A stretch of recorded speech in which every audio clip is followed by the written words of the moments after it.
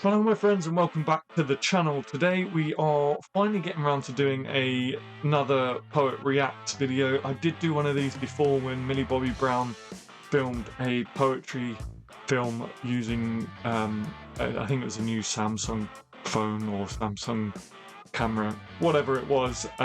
We reacted to that today. I am going to react to a National Theatre of Great Britain performance, the show Poetry for Every Day of the Year.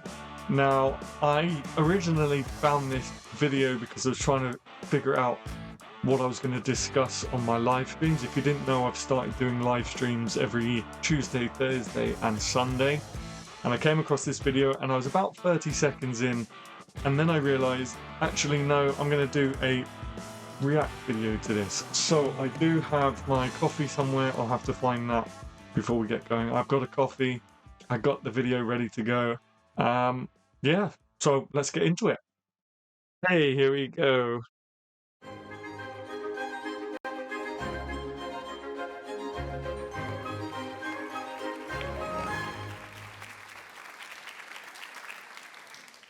Welcome and thank I'm pretty sure Poetry for Every Day of the Year is a book series. I'm almost certain of it. you for being here this evening. Tonight's poetry show is dedicated to the people of Ukraine and will be raising funds. Just to let you guys know that this is actually, at the time of uploading, this came out 7 months ago. So although the Ukraine conflict is very much still happening, just be aware that this hasn't just come out. For the Disaster Emergency Committee's Ukraine Humanitarian Appeal. Millions of people have fled their homes to escape conflict in Ukraine. They've left behind jobs, belongings, and loved ones. We've all seen heartbreaking images of injured children, burning buildings, and people running for their lives. Critical infrastructure, such as health facilities, water supplies, and schools have also been damaged or destroyed. R.S. Thomas said, "Poetry is that which arrives at the intellect by way of the heart. Poetry can't stop a war, but it..." Quote. Just looking at this, I think it is on the Olivier stage at the National Theatre. Could be wrong. This is all in the National Theatre of Great Britain. Yeah, a great theatre. But it can stop and make us think and feel about love, loss, hope, and our shared experience of being human. That is the aim of this Poetry for Every Day of the Year event, which I am honoured to host, to reach out in solidarity to the brave people of Ukraine through the beauty and power of words. And let's not underestimate just how powerful words can be, which I think we all know as poets, right? If you're here, you're probably a poet or an actor, but we know the power of words. Here at our beloved National Theatre with this extraordinary cast, Kate Fleetwood, Sope Dirisu, Asa Butterfield, Tom Hiddleston, and from the Ukraine, Daria, Plahtiy, and our live illustrator. That's cool. That's cool that they've got a poet from Ukraine. I recognise Sope. I think she said his name was Sope. I recognise him from somewhere. And of course, Tom Hiddleston too.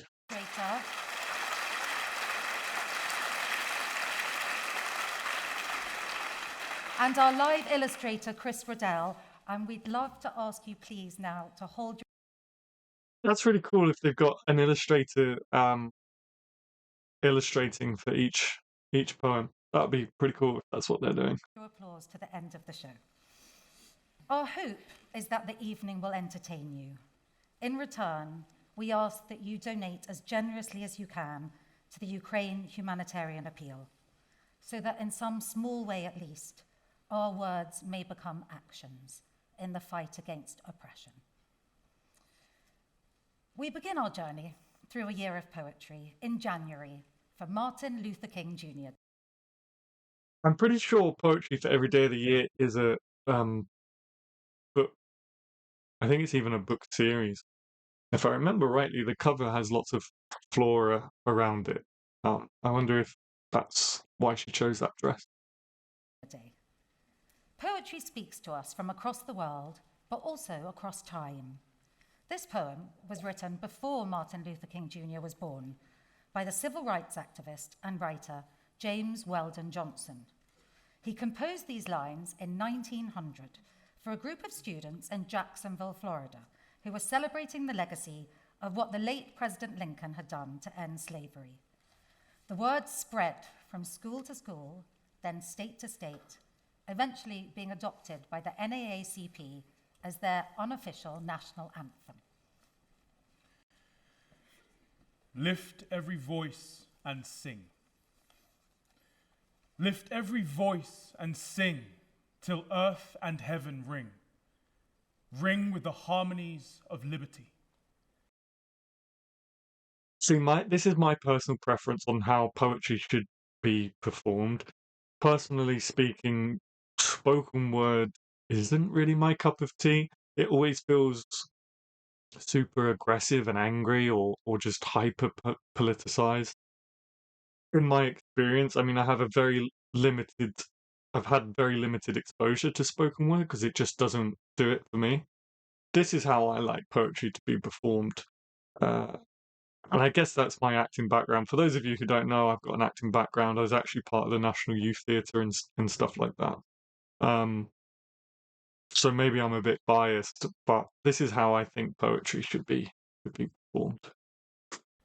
Let our rejoicing rise high as the listening skies. Let it resound loud as the rolling sea. Sing a song full of the faith that the dark past has taught us.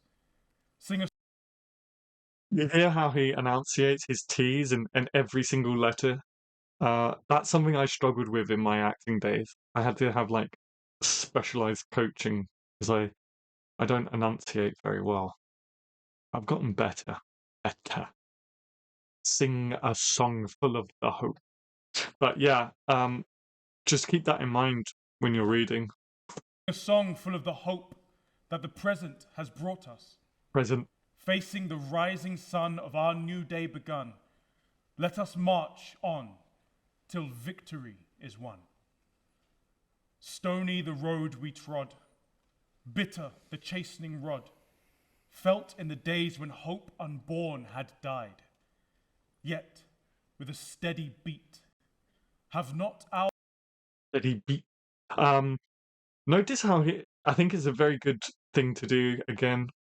Notice how he glances up and is looking around the auditorium and at the audience. I think that is good for poetry. Just connects you to your audience. Obviously, as actors, you don't get to do that very much because of the fourth wall and everything. But I think it's an effective way of reading poetry. Might be something you want to do yourselves. Our weary feet come to the place for which our fathers sighed. We have come over a way that with tears has been watered. We have come, treading our path through the blood of the slaughtered, out from the gloomy... There you go, guys. I'm glad that I'm not the only one who stumbles over their words. But a lot of you guys always put in the comments section or the chat, always putting yourself down and stuff like that. See, we're only human. Even professionals, slip up sometimes.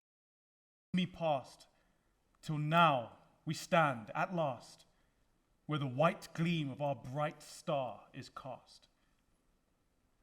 God of our weary years, God of our silent tears, thou who hast brought us thus far on the way, thou who hast by thy might led us into the light, keep us forever in this path, we pray. Lest our feet stray from the places, our God, where we met thee, lest our hearts, drunk with the wine of the world, we forget thee. Shadowed beneath thy hand, may we forever stand, true. Great line. To our God, true to our native land.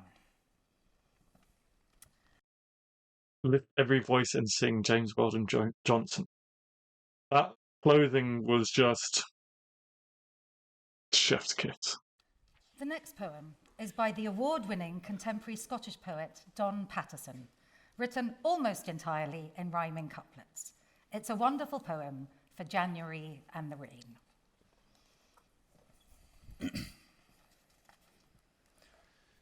Rain. I love all films that start with rain. Wait, is he Ukrainian? I might have to listen to a little bit more. I think she said he was from Ukraine, but he's got a very strong British accent. I'll have to look him up. Rain braiding a window pane or darkening a hung-out dress or streaming down her upturned face.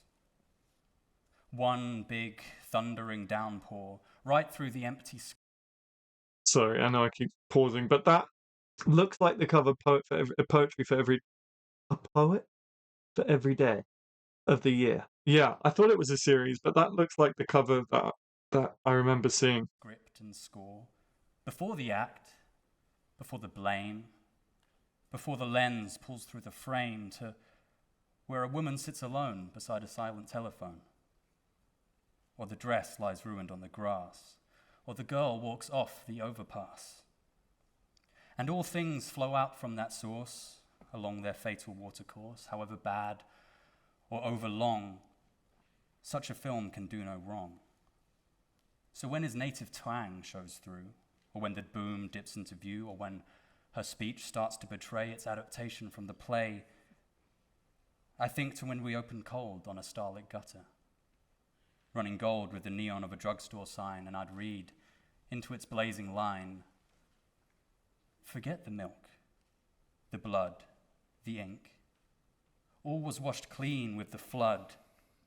We rose up from the falling waters, the rain's own sons and daughters. Can we just appreciate all the rhyming couplets? This is very impressive. And none of this matters. Rain, Don Patterson. T.S. Eliot is... I wonder, how prepared this illustrator was. I wonder if he had an idea of what the illustration would be before this show. He must have. Or did he just memorize all the poems so he knows when he's coming towards the end of the poem? It must be prepared. Surely he must have an idea in his head what the illustrations are for each poem. synonymous with modernist poetry. And this extract is from Little Giddings, from his seminal work, 4 Quartets.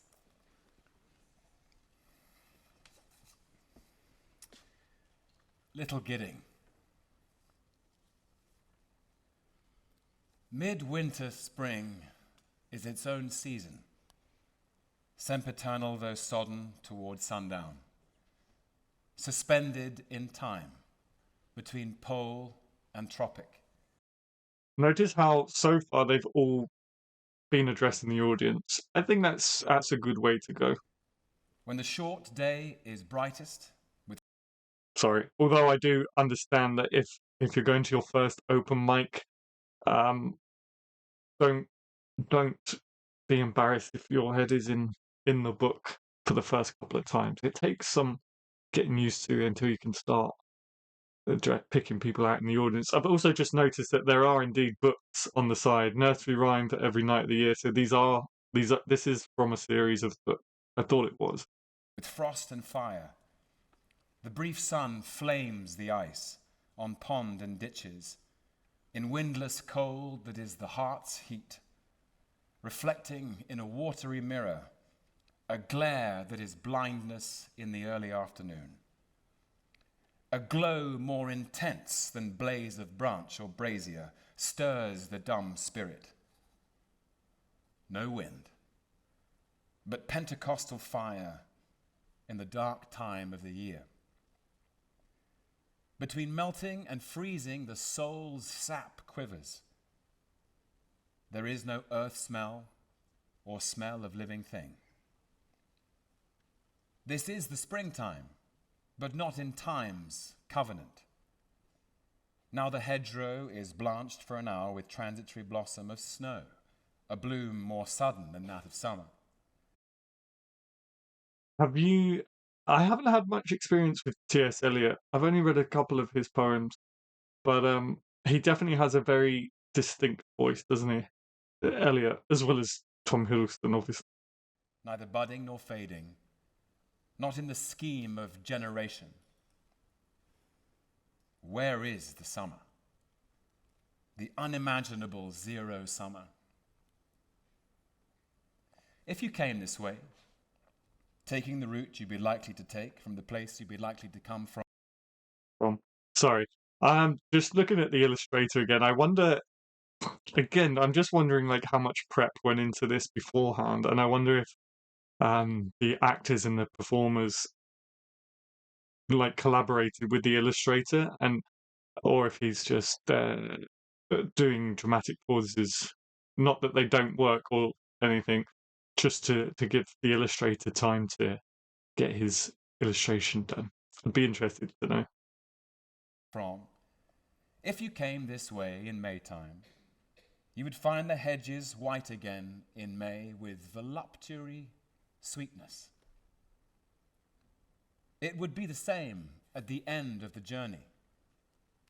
If you came at night like a broken king, if you came by day not knowing what you came for, it would be the same when you leave the rough road and turn behind the pigsty to the dull facade and the tombstone. The imagery, right? The imagery and just, yeah. And what you thought you came for is only a shell, a husk of meaning, from which the purpose breaks only when it is fulfilled, if at all. Either you had no purpose, or the purpose is beyond the end you figured and is altered in fulfillment.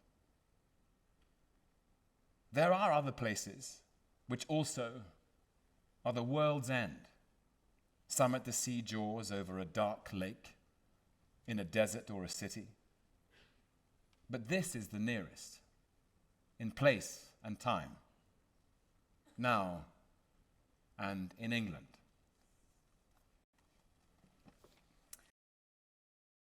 Lift every voice and sing. James Weldon Johnson.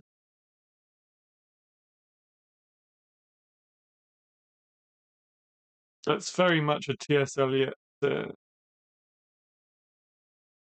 reminds me of The Wasteland. I don't know if this is this like factory fog coming out? I mean, it's T.S. Eliot, right? But yeah, it reminds me of Wasteland. As we head into February, these next poems are for Valentine's Day and the theme of love.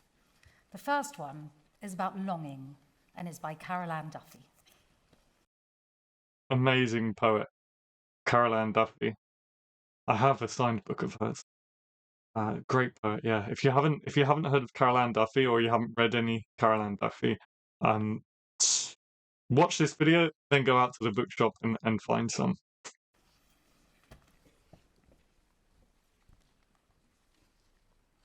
Word. Before we get started, we discussed it in one of the live streams about bigger poets and their people being a bit stuffy or a bit like gatekeepers or whatever. But Carol Ann Duffy's people are amazing and very open to communication. Wide night.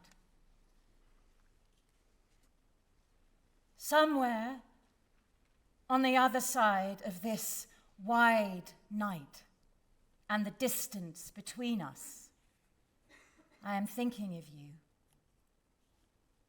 The room is turning slowly away from the moon.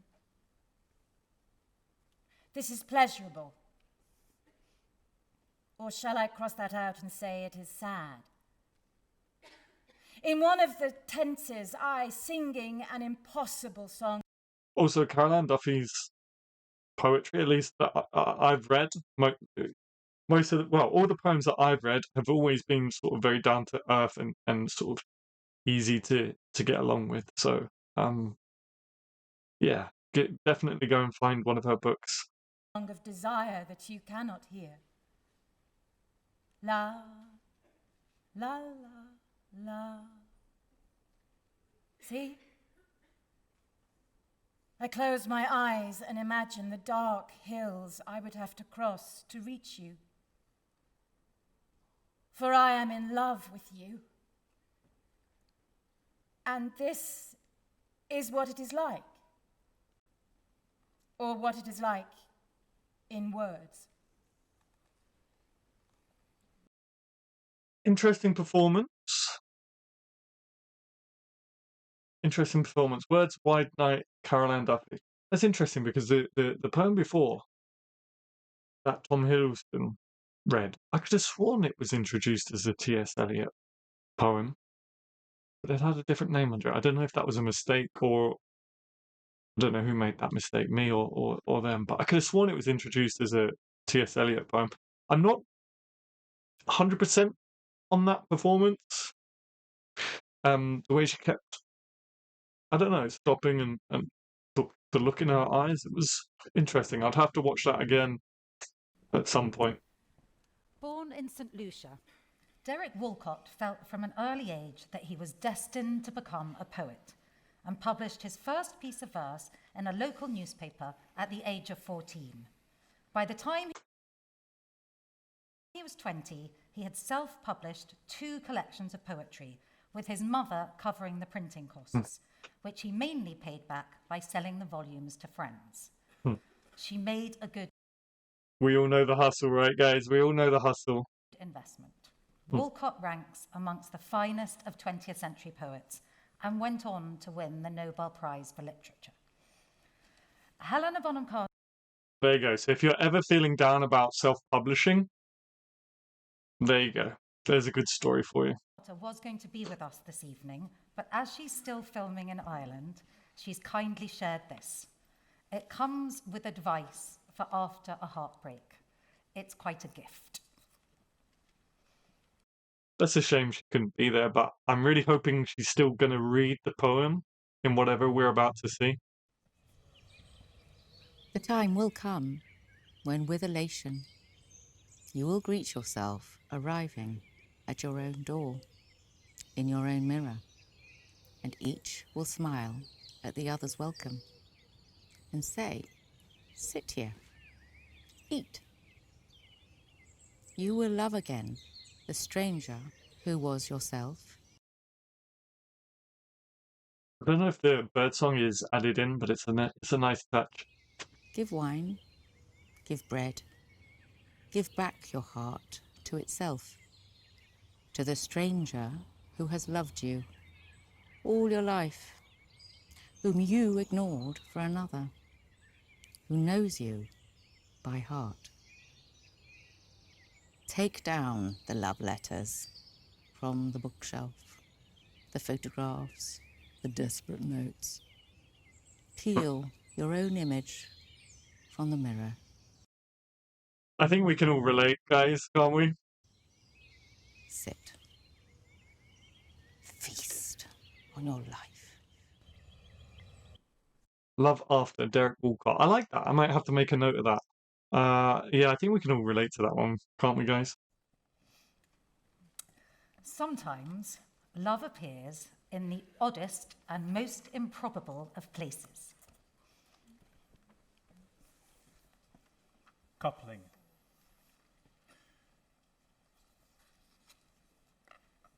On the wall, above the bedside lamp, a large crane fly is jump-starting a smaller crane fly.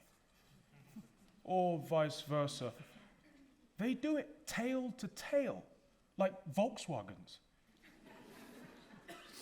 Their engines must be in their rears. But it looks easy enough. Let's try it. Yeah. If you don't understand that poem, I don't know what to say. Look at the illustration, that might be able to help. But that was a nice little snippet of a poem. Good stuff. Good stuff. Called a jet-age Tennyson for her comic touch and perfect pitch, Wendy Cope is a poet with funny bones. Here is her personal take on the Beatles classic. Before we start this one, let's give it up for this illustrator, by the way, who's just going all in and just getting all these illustrations out so quickly as well. Fair play to him. A variation on a Lennon and McCartney song.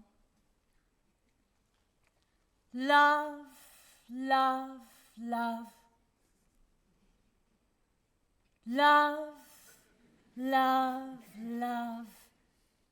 Doobie-doo, doobie-doo. All you need is love. Doobie-doobie-doo. All you need is love. Okay, is this a poem or are we just singing the song? What's going on here? Doobie-doobie-doo. All you need is love, love. Or failing that, alcohol. Okay, I was wondering where he's going with that, but fair enough. Interesting one. Yeah, yeah. I don't drink anymore, so maybe, if you like a bit of bottle of wine, go for it. But you can have a soft drink too. But that was good. I was wondering where we were going with that one. I'm glad the punchline came in. 17th of March is St. Patrick's Day. It's often said that Ireland has all the best poets, which is perhaps why they've never settled on a national poet. But You could argue that point. were they to choose, W.B. Yeats would probably be the strongest contender. Yeah, you could definitely argue the point. There's been some amazing poets come from Ireland. This is one of his most loved poems. I'm forever amazed that Maud Gonne, who he wrote it for, didn't run off with him as soon as she heard it. He wishes for the cloths of heaven.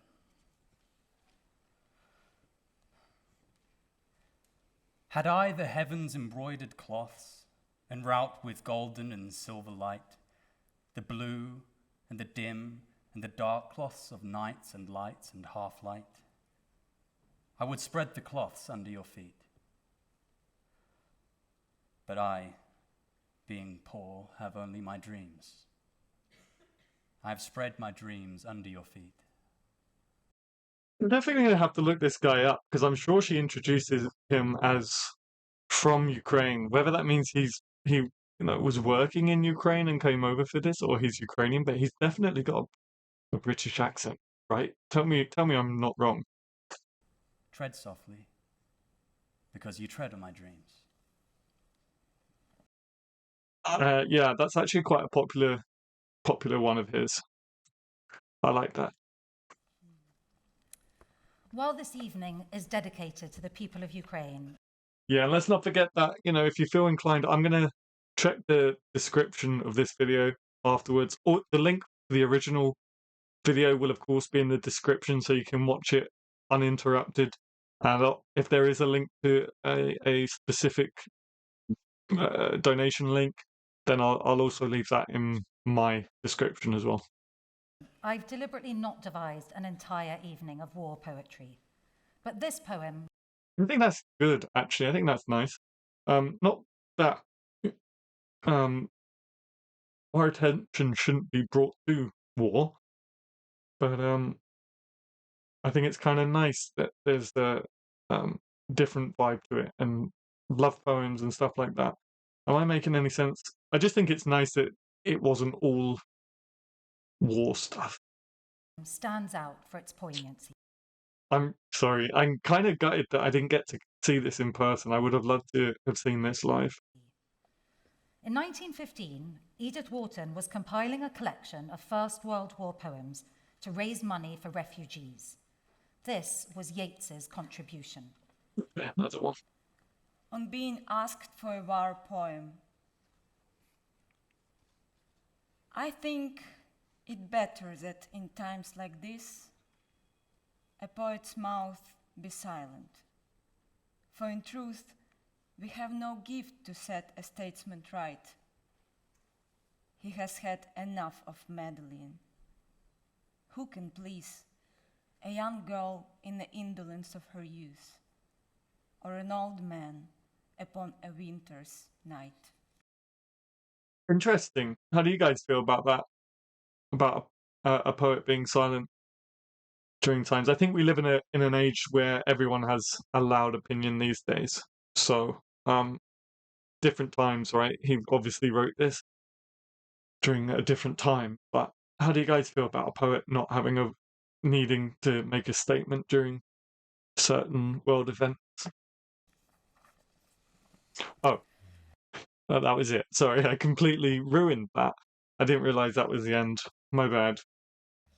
You don't need to know this, but Atlantis is a mythical lost city, and a sonnet is a 14-line poem with a strict structure that, in any case, the Irish writer Evan Boland here completely ignores. And that's okay. Atlantis, a lost sonnet. How on earth did it happen, I used to wonder, that a whole city, arches, pillars, colonnades, not to mention vehicles and animals, had all, one fine day, gone under? I mean, I said to myself, the world was small then. Yeah, no kidding. He didn't stick to any of the rules. Surely a great city must have been missed. I miss our old city. White pepper, white pudding, you and I meeting under fan lights and low skies to go home in it. Maybe what really happened is this. The old fable makers. I mean, it's hard. It's hard when you can't see it on the page, but yeah, no kidding. Searched hard for a word to convey that what is gone forever, and never found it. And so, in the best traditions of where we come from, they gave their sorrow a name and drowned it. Atlantis, a lost sonnet. I think I'll leave it there, guys. I wanted to make sure I heard all the performers at least once. But I don't want to show you the whole video. I don't want to react to the whole video. It is an hour long, plus my commentary. But also, I want you to feel encouraged to go and watch the original video all the way through. So I'm going to leave it there, and you can go in. I'll leave all the links in the description down below, including any donation links that the National Theatre have provided. Yeah, thank you so much for watching this video. If you liked it, hit the like button. If you haven't already, make sure you subscribe, turn on notifications, and don't forget, I go live 3 times a week now. So it'd be really great to see you guys over there. Get involved in the chat. We discussed all things poetry, so I'm sure you'll enjoy it. But for now, thank you very much. My name's Adam Gary, and I'll see you in the next video.